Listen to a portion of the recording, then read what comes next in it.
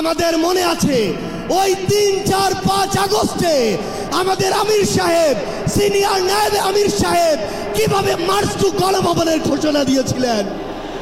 আনুপাতিক হারে নির্বাচনের দাবিতে আজকে বোধহয় কয়েকটি দল ব্যতীত সব দলই কিন্তু এই মঞ্চে ইতিমধ্যে হাজির হয়ে এই সংখ্যানুপাতিক নির্বাচনের পক্ষে তাদের দলীয় সমর্থন ব্যক্ত করেছে। আমরা পরিষ্কারভাবেই সংস্কার কমিশনকে বলতে চাই, সমাবেশ শুধু একটা দলের দেখেছেন, সবেমাত্র শুরু হয়েছে। ইসলামী আন্দোলন আজকে করেছে, 19 তারিখ জামাত করবে, তারপরে গণ অধিকার পরিষদ করবে। রাষ্ট্র সংস্কার এবং জন আকাঙ্ক্ষার বাস্তবায়নে সমস্ত রাজনৈতিক দলগুলো জনসমাবেশের মাধ্যমে এই সরকারকে তাদের সমর্থন দেখিয়ে দেবে।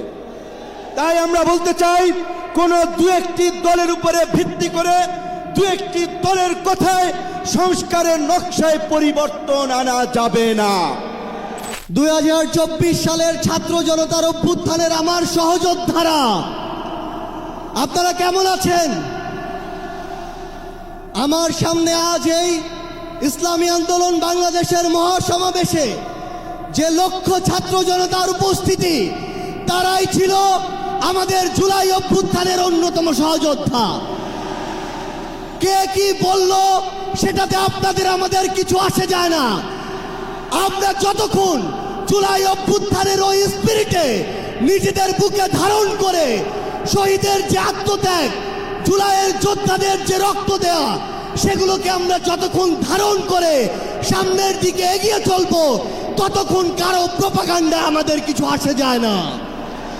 ততক্ষণ ওই বিদেশি এজেন্টদের চক্রান্তে আমাদের কিছু আসে যায় না। আমাদের মনে আছে ওই 3, 4, 5 আগস্টে আমাদের আমির সাহেব, সিনিয়র নায়েব আমির সাহেব কিভাবে মার্চ টু গণভবনের ঘোষণা দিয়েছিলেন। আমরা স্পষ্ট করে আপনাদেরকে একটা কথা বলি, এই 24 পরবর্তী বাংলাদেশে আমরা যারা অভ্যুত্থানের সহযোদ্ধা ছিলাম, আমরা যদি ঐক্যবদ্ধ থাকি, আগামীর বাংলাদেশে আর কোনো ফ্যাসিস্ট কোন নামে কোন ব্যক্তিকে সামনে রেখে, কোন দলকে সামনে রেখে এই বাংলাদেশে দাঁড়াতে পারবে না।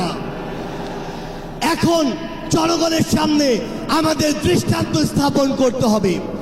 আমরা আমাদের কাজের মাধ্যমে প্রত্যেকটি ক্ষেত্রে যেন সেই দৃষ্টান্ত স্থাপন করতে পারি। আজকে যখন আমি আসছিলাম, রাস্তার আশেপাশের প্রত্যেকটি মোড়ে আমার ইসলামী আন্দোলন বাংলাদেশের সহযোদ্ধারা ট্রাফিকিং এর কাজ করছে। এটাই হচ্ছে দৃষ্টান্ত যে আমরা কাজ করব, আমাদের রাজনৈতিক সমাবেশ করব, একই সাথে জনগণের যেন দুর্ভোগ না হয় সেটাও আমাদের মাথায় থাকবে। আমরা এর আগেও দেখেছি এই মাঠে প্রোগ্রাম হয়েছে, প্রোগ্রাম শেষ করে মাঠের প্রত্যেকটি ময়লাকে পরিষ্কার করা হয়েছে। এটাই হচ্ছে আগামীর বাংলাদেশের দৃষ্টান্ত যে আমাদের যারা সাময়িক যদি কোনো সমস্যা হয়, আমরা আবার ঐক্যবদ্ধভাবে সেই সমস্যার সমাধান করব। একটা জিনিস মনে রাখতে হবে, এই অভ্যুত্থানে আপনারা যখন ঢাকার গুরুত্বপূর্ণ পয়েন্টগুলো থেকে শুরু করে দেশের বিভিন্ন রণক্ষেত্রে অংশগ্রহণ করেছেন, আপনাদেরকে পাঞ্জাবি পায়জামা টুপি দেখে টার্গেট কিলিং করা হয়েছে। আমার মাদ্রাসার অসংখ্য ভাই এই টার্গেট কিলিং এর শিকার হয়েছেন। আগামীর বাংলাদেশে কেউ যেন কাউকে ট্যাগিং করে টার্গেট কিলিং এর শিকার না করতে পারে, সে বিষয়ে আমাদের ঐক্যবদ্ধ থাকতে হবে। আমরা সংস্কার বিচারকে সামনে রেখে আমাদের এই লড়াই করছি। আপনারা পিআর এর কথা বলেছেন, এই যে পিআর, আগামীর বাংলাদেশের সংসদে আমরা যদি আসলেই জনগণের প্রতিনিধিত্ব চাই, তাহলে আগামীতে এই পিআর নিয়ে আমাদের আরো জোরে সোরে ভাবতে হবে। আমরা আপনাদেরকে স্পষ্ট করে আমাদের জাতীয় নাগরিক পার্টি এনসিপির পক্ষ থেকে অঙ্গীকার করি, বাংলাদেশের প্রশ্নে, জনগণের প্রশ্নে আপনারা যদি ঐক্যবদ্ধ থাকেন, আপনাদের সাথে কাঁধে কাঁধ মিলিয়ে 24-এর মতো এনসিপি আবারও আগামীর বাংলাদেশে লড়াই করবে। আমাদের এই বাংলাদেশের 24-এর অভ্যুত্থানের স্পিরিটের প্রশ্নে, ওই খুনিদের বিচারের প্রশ্নে, রাষ্ট্রের সংস্কারের প্রশ্নে আমরা ঐক্যবদ্ধভাবে এগিয়ে যাব। আমরা যতদিন ঐক্যবদ্ধ থাকব, ততদিন এই বাংলাদেশে আর কোনো হাসিনা মাথা উঁচু করে দাঁড়াতে পারবে না। ইনশাআল্লাহ আপনাদের সাথে আমাদের আবারও দেখা হবে। রাজপথের লড়াইয়ে অথবা বিজয়ে, ততদিন পর্যন্ত সত্যের সাথে থাকবেন, ন্যায়ের সাথে থাকবেন। যত বড় খুনি, যত বড় সাহসী, যত বড় নেতাই ফ্যাসিস্ট হয়ে ওঠার চেষ্টা করুক না কেন, আমরা ঐক্যবদ্ধভাবে তাদেরকে প্রতিহত করব ইনশাআল্লাহ। আজকের এই সমাবেশের জন্য ইসলামী আন্দোলন বাংলাদেশের নেতৃবৃন্দকে ধন্যবাদ জানাই।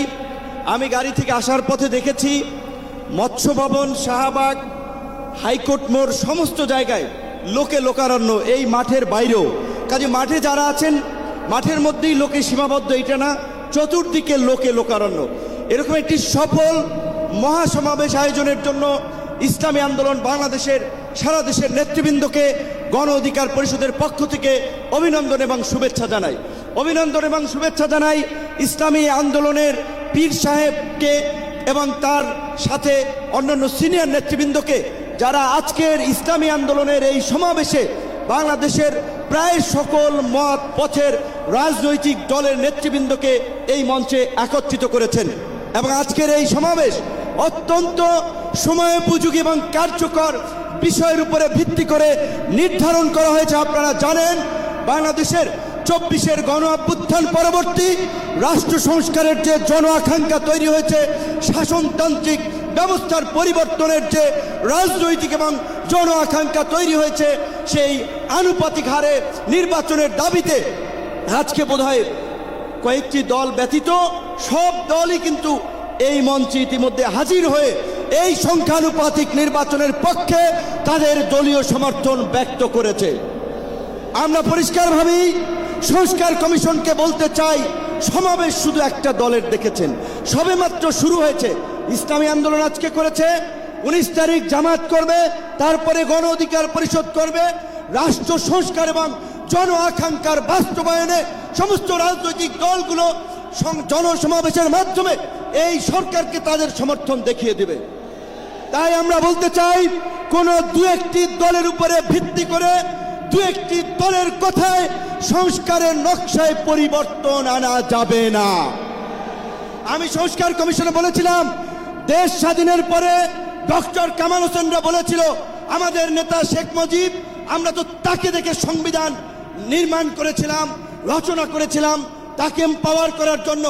আজকে সংস্কার কমিশনকে বারবার আমরা বলতে চাই, দু একটি দলকে প্রাধান্য দিয়ে বেশিরভাগ জনগণের আকাঙ্ক্ষার বিপরীতে গিয়ে কোনো সিদ্ধান্ত বাস্তবায়নের দুঃসাহস দেখাবেন না।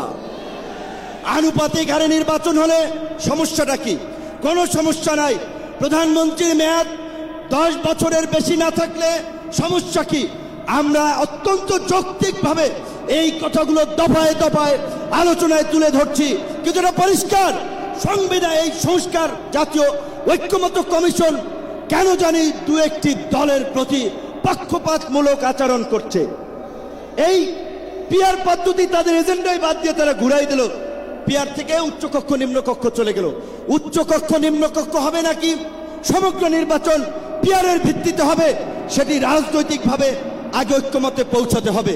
একই সাথে আমি আরো একটি কথা বলতে চাই, যারা পীর সাহেব সহ জামাতের নেতৃবৃন্দ তারাও বলছে, আমরাও বলছি, আজকে সারা বাংলাদেশের উপজেলা, পৌরসভা, সিটি কর্পোরেশনে স্থানীয় জনপ্রতিনিধি নাই। জনগণ চরম দুর্ভোগের শিকার হচ্ছে সেবা পেতে গিয়ে। সরকারের উন্নয়নমূলক কর্মকাণ্ড ব্যাহত হচ্ছে এবং 50 বছরের যে অভিজ্ঞতা, নির্বাচনের পরে রাজনৈতিক দলগুলো, এমপিরা মিলে, মন্ত্রীরা মিলে কেন্দ্র দখল করে তাদের নেতাদেরকে পুলিশ প্রশাসনকে দিয়ে জেতায়। কাজী এই সরকারের আমলে যেমনিভাবে জাতীয় নির্বাচন হবে, একই সাথে অনতিবিলম্বে আমরা স্থানীয় নির্বাচন আয়োজনেরও দাবি জানাচ্ছি। সবাই ভালো থাকবেন। আসসালামু আলাইকুম।